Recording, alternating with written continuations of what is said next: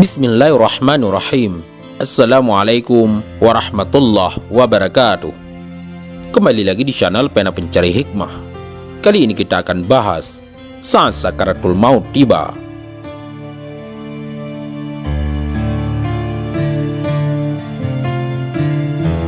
Jangan lupa sukai video ini, komen, dan berlangganan, serta bagikan video ini agar bermanfaat bagi semua.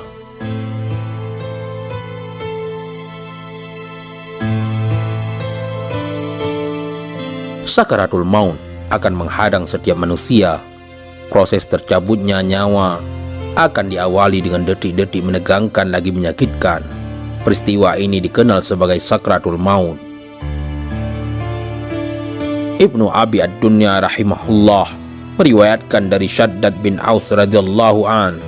Ia berkata, kematian adalah kengerian yang paling dahsyat di dunia dan akhirat bagi orang yang beriman.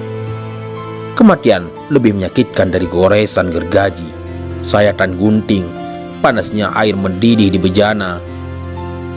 Seandainya ada mayat yang dibangkitkan dan menceritakan kepada penduduk dunia tentang sakitnya kematian, niscaya penghuni dunia tidak akan nyaman dengan hidupnya dan tidak nyenyak dalam tidurnya. Di antara dalil yang menegaskan terjadinya proses sakratul maut yang mengiringi perpisahan jasad dengan ruhnya, firman Allah, "Waja'at sakratul mauti bil haq, dzalika ma kunta minhu tahid." Dan datanglah sakratul maut dengan sebenar-benarnya, itulah yang kamu selalu lari darinya. Maksud sakratul maut adalah kedahsyatan, tekanan, dan himpitan kekuatan kematian yang mengalahkan manusia dan menguasai akal sehatnya. Makna bil haq, perkara yang benar, adalah perkara akhirat. Sehingga manusia sadar, yakin dan mengetahuinya. Ada yang berpendapat al-haq adalah hakikat keimanan sehingga maknanya menjadi telah tiba sakratul maut dengan kematian. Kala idza balagatit taraqi wa qila marraq wa dhanna annahu al-firaq wa taffatis saqu bis-saq ila rabbika yawma idzil misaq. Sekali-kali jangan apabila nafas seseorang telah mendesak sampai ke kerongkongan, dan katakan kepadanya, siapakah yang dapat menyembuhkan?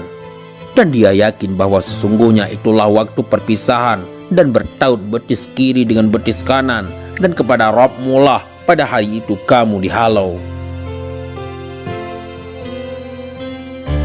Syekh Sa'di menjelaskan, Allah mengingatkan para hambanya dengan keadaan orang yang akan tercabut nyawanya, bahwa ketika ruh sampai pada taraki, yaitu tulang-tulang yang meliputi ujung leher kerongkongan, maka pada saat itulah penderitaan mulai berat. Ia mencari segala sarana yang dianggap menyebabkan kesembuhan atau kenyamanan. Karena itu Allah berfirman, dan katakan kepadanya, siapakah yang akan menyembuhkan? Artinya, siapa yang akan meruqyahnya? Pasalnya, mereka telah kehilangan segala terapi umum yang mereka pikirkan, sehingga mereka bergantung sekali pada terapi ilahi. Namun, qada dan qadar, jika datang dan tiba, maka tidak dapat ditolak. Dan dia yakin bahwa sesungguhnya itulah waktu perpisahan dengan dunia, dan bertaut betis kiri dengan betis kanan. Maksudnya, kesengsaraan jadi satu dan berkumpul. Urusan menjadi berbahaya, penderitaan semakin sulit. Nyawa diharapkan keluar dari badan yang telah ia huni dan masih bersamanya. Maka dihalau menuju Allah Ta'ala untuk dibalasi amalannya dan mengakui perbuatannya. Peringatan yang Allah sebutkan ini akan dapat mendorong hati-hati untuk bergegas menuju keselamatannya dan menahannya dari perkara yang menjadi kebinasaannya.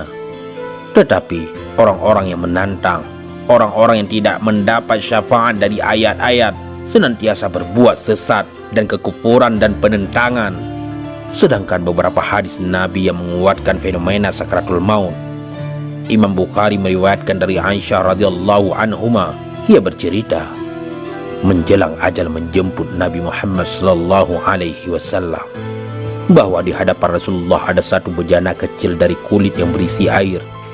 Beliau memasukkan tangan ke dalamnya dan membasuh muka dengannya seraya berkata, La ilaha illallah.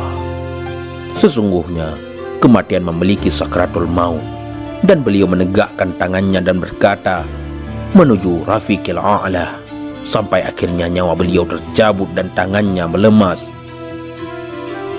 Dari Anas radhiyallahu an, beliau berkata, tatkala kondisi Nabi makin memburuk, Fatimah berkata, alangkah berat penderitaanmu ayahku.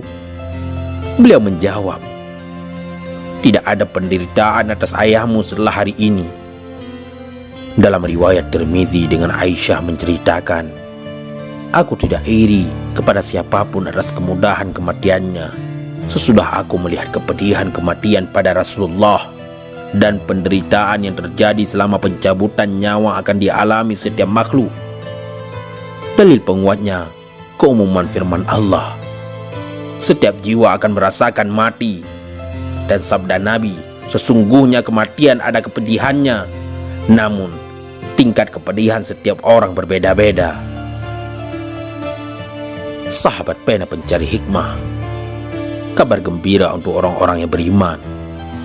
Orang yang beriman, ruhnya akan lepas dengan mudah dan ringan. Malaikat yang mendatangi orang yang beriman untuk mengambil nyawanya dengan kesan yang baik lagi menggembirakan. Dalilnya hadis Al-Bara bin Azib radhiyallahu an, bahwa Rasulullah Shallallahu alaihi wasallam berkata tentang proses kematian seorang mukmin. Seorang hamba mukmin jika telah berpisah dengan dunia menyongsong akhirat, maka malaikat akan mendatangi dari langit dengan wajah yang putih, rona muka mereka layaknya sinar matahari. Mereka membawa kafan dari surga serta hanun atau wewangian dari surga. Mereka duduk di sampingnya sejauh mata memandang. Berikutnya, malaikat maut hadir dan duduk di dekat kepalanya sembari berkata, wahai jiwa yang baik. Dalam riwayat, jiwa yang tenang keluarlah menuju ampunan Allah dan keridhaannya. Ruhnya keluar bagaikan aliran cucuran air dari mulut kantong kulit. Setelah keluarnya ruh, maka setiap malaikat maut mengambilnya. Jika telah diambil, para malaikat lainnya tidak membiarkannya di tangan malaikat maut sejenak saja untuk mereka ambil dan diletakkan di kafan dan hanut tadi. Dari jenazah, semerbak aroma misik terwangi yang ada di bumi. Malaikat memberi kabar gembira kepada insan mukmin dengan ampunan dengan ridha Allah untuknya secara tegas dalam kitabnya. Allah menyatakan bahwa para malaikat menghampiri orang-orang yang beriman dengan mengatakan, janganlah takut dan sedih, serta membawa berita gembira tentang surga. Allah berfirman, sesungguhnya orang-orang yang berkata, Rabb kami adalah Allah, kemudian mereka beristiqamah, maka para malaikat turun kepada mereka sembari berkata, janganlah kamu bersedih dan bergembiralah kamu dengan memperoleh surga yang telah dijanjikan Allah kepadamu. Kamilah pelindung-pelindungmu di dunia dan akhirat. Di dalamnya kamu memperoleh apa yang kamu inginkan dan peroleh pula di dalamnya apa yang kamu minta, sebagai hidangan bagimu dari Rabb yang Maha Pengampun lagi Maha Penyayang. Ibnu Katsir mengatakan, sesungguhnya orang yang ikhlas dalam amalannya untuk Allah semata dan mengamalkan ketaatannya berdasarkan syariat Allah, niscaya para malaikat akan menghampiri mereka tatkala kematian menyongsong mereka dengan berkata, janganlah kalian takut atas amalan yang kalian persembahkan untuk akhirat, dan jangan bersedih atas perkara dunia yang akan kalian tinggalkan, baik itu anak, istri, harta, atau agama. Sebab kami akan mewakili kalian dalam perkara itu. Mereka para malaikat memberi kabar gembira berupa sirnanya kejelekan dan turunnya kebaikan. Kemudian Ibnu Katsir menukil perkataan Zaid bin Aslam, kabar gembira akan terjadi pada saat kematian, di alam kubur, dan pada hari kebangkitan, dan mengomentarinya. Tafsiran ini menghimpun seluruh tafsiran, sebuah tafsiran yang bagus sekali dan memang demikian kenyataannya. Firman-Nya, kamilah pelindung-pelindungmu di dunia dan akhirat. Maksudnya, para malaikat berkata kepada orang-orang beriman ketika akan tercabut nyawanya, kami adalah kawan-kawan kalian di dunia dengan meluruskan, memberikan kemudahan dan menjaga kalian atas perintah Allah. Demikian juga kami bersama kalian di akhirat, dengan menenangkan keterasinganmu di alam kubur di tiupan sangkakala, dan kami akan mengamankan kalian pada hari kebangkitan, penghimpunan. Kami akan membalasi kalian dengan siratal mustaqim dan mengantarkan kalian menuju kenikmatan surga. Dalam ayat lain, Allah mengabarkan kondisi kematian orang mukmin dalam keadaan baik dengan firman-Nya, yaitu orang-orang yang diwafatkan dalam keadaan baik oleh para malaikat dengan mengatakan kepada mereka, "Salamun alaikum," keselamatan sejahtera bagimu. Masuklah ke dalam surga itu disebabkan apa yang telah kamu kerjakan. Syekh Asy-Shinqiti mengatakan, dalam ayat ini Allah menyebutkan bahwa orang-orang yang bertakwa yang melaksanakan perintah Rabb mereka dan menjauhi larangannya akan diwafatkan para malaikat, yaitu dengan mencabut nyawa-nyawa mereka dalam keadaan thayyibin, yakni bersih dari syirik dan maksiat. Ini menurut tafsiran yang paling sahih, dan juga memberi kabar gembira berupa surga yang menyambangi mereka dengan salam. Sahabat pena pencari hikmah, mengapa Rasulullah Shallallahu Alaihi Wasallam menderita saat sakratul maut? Kondisi umum proses pencabutan nyawa seseorang mukmin mudah lagi ringan, namun kadang-kadang derita sakratul maut juga mendera sebagian orang soleh. Tujuannya untuk menghapus dosa-dosa, juga mengangkat kedudukannya, sebagaimana yang dialami Rasulullah.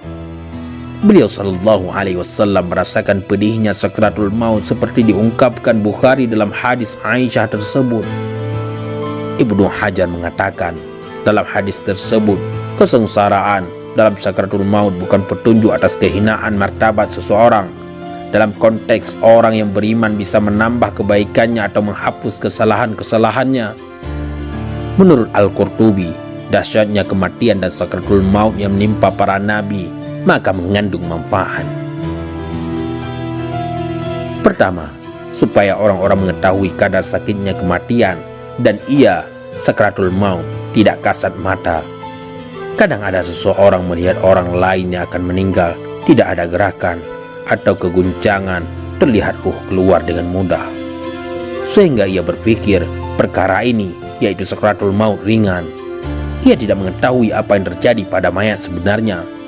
Tatkala para nabi mengabarkan tentang dahsyatnya penderitaan dalam kematian, kendati mereka mulia di sisi Allah dan kemudahannya untuk sebagian mereka, maka orang akan yakin dengan kepedihan kematian yang akan ia rasakan dan dihadapi mayat secara mutlak. Berdasarkan kabar dari para nabi yang jujur, kecuali orang yang mati syahid. Kedua, mungkin akan terbetik di benak sebagian orang, mereka adalah para kekasih Allah dan para nabi dan rasulnya.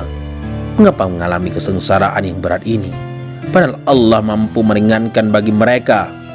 Jawabnya, bahwa orang yang paling berat ujiannya di dunia adalah para nabi, kemudian orang yang menyerupai mereka, dan orang yang semakin mirip dengan mereka seperti dikatakan nabi kita. Hadis ini dikeluarkan Bukhari dan lainnya. Allah ingin menguji mereka untuk melengkapi keutamaan dan peningkatan derajat mereka di sisinya. Ini bukan sebuah aib bagi mereka, juga bukan bentuk siksaan. Allah menginginkan menutup hidup mereka dengan penderitaan ini, meski mampu meringankan dan mengurangi kadar penderitaan mereka dengan tujuan mengangkat kedudukan mereka dan memperbesar pahala-pahala mereka sebelum meninggal. Tapi bukan berarti Allah mempersulit proses kematian mereka melebihi kepedihan orang-orang yang bermaksiat. Sebab kepedihan ini adalah hukuman bagi mereka dan sanksi untuk kejahatan mereka, maka tidak bisa disamakan. Sahabat pena pencari hikmah, kabar buruk dari para malaikat kepada orang kafir. Sedangkan orang kafir, maka ruhnya akan keluar dengan susah payah. Ia tersiksa dengannya. Nabi menceritakan kondisi sakratul maut orang kafir atau orang yang jahat dengan sabdanya, sesungguhnya hamba yang kafir, dalam riwayat lain yang jahat, jika akan telah berpisah dengan dunia menyongsong akhirat, maka malaikat-malaikat yang kasar akan turun dari langit dengan wajah yang buruk, dengan membawa dari neraka. Mereka duduk sepanjang mata memandang. Kemudian malaikat maut hadir dan duduk di atas kepalanya dan berkata, "Wahai jiwa yang keji, keluarlah engkau menuju kemurkaan Allah dan kemarahannya." Maka ia mencabut ruahnya layaknya mencabut safut, penggerak yang banyak mata besinya dari bulu wol yang basah. Secara eksplisit, Al-Quran telah menjelaskan bahwa para malaikat akan memberi kabar buruk kepada orang kafir dengan siksaan. Allah berfirman, alangkah dahsyatnya sekiranya kamu melihat di waktu orang-orang yang zalim berada dalam tekanan-tekanan sakratul maut, sedang para malaikat memukul dengan tangannya sambil berkata, keluarkan nyawamu. Di hari ini kamu dibalas dengan siksaan sangat menghinakan, karena kamu selalu mengatakan terhadap Allah perkataan yang tidak benar, dan karena kamu selalu menyombongkan diri terhadap ayat-ayatnya. Maksudnya, para malaikat membentangkan tangan-tangannya untuk memukuli dan menyiksakan sampai nyawa mereka keluar dari badan. Karena itu, para malaikat mengatakan, keluarkan nyawamu. Pasalnya orang kafir yang sudah datang ajalnya, malaikat akan memberi kabar buruk kepadanya yang berbentuk azab, siksa, belenggu, dan rantai, neraka jahim, air mendidih, dan kemurkaan Ar-Rahman Allah. Maka nyawanya bercerai-berai dalam jasadnya, tidak mau tahan dan enggan untuk keluar. Para malaikat memukulinya supaya nyawanya keluar dari tubuhnya. Seketika itu, malaikat mengatakan, di hari ini kamu dibalas dengan siksaan yang sangat menghinakan, karena kamu selalu mengatakan terhadap Allah perkataan yang tidak benar, dan karena kamu selalu menyombongkan diri terhadap ayat-ayatnya. Artinya, pada hari ini kalian akan dihinakan dengan penghinaan yang tidak terukur karena mendustakan Allah dan lantaran kecongkakan kalian dalam mengikuti ayat-ayatnya dan tunduk kepada para rasulnya. Saat detik-detik kematian datang, orang kafir minta dikembalikan agar bisa masuk Islam, sedangkan orang yang jahat mohon dikembalikan ke dunia untuk bertobat dan beramal saleh. Namun, sudah tentu permintaan mereka tidak akan terkabulkan. Allah berfirman, demikianlah keadaan orang-orang kafir, hingga apabila datang kematian kepada seseorang dari mereka, ia berkata, Ya Rabb, kembalikan aku ke dunia, agar aku berbuat amal soleh terhadap yang telah aku tinggalkan. Sekali-kali tidak. Sesungguhnya itu adalah perkataan yang diucapkan saja, dan di hadapan mereka ada dinding sampai hari mereka dibangkitkan. Setiap orang yang teledor di dunia ini, baik dengan kekufuran maupun perbuatan maksiat lainnya, akan dilanda gulungan penyesalan dan akan meminta dikembalikan ke dunia meski sejenak saja, untuk menjadi orang yang insan muslim yang soleh. Namun kesempatan untuk itu sudah hilang, tidak mungkin disusul lagi. Jadi persiapan harus dilakukan sejak dini dengan tetap memohon agar kita semua diwafatkan dalam keadaan memegang agama Allah. Wallahu a'lamu bis-shawab. Wassallallahu ala Muhammad wa ala alihi ajma'in. Mudah-mudahan ini semua bermanfaat. Assalamualaikum warahmatullahi wabarakatuh.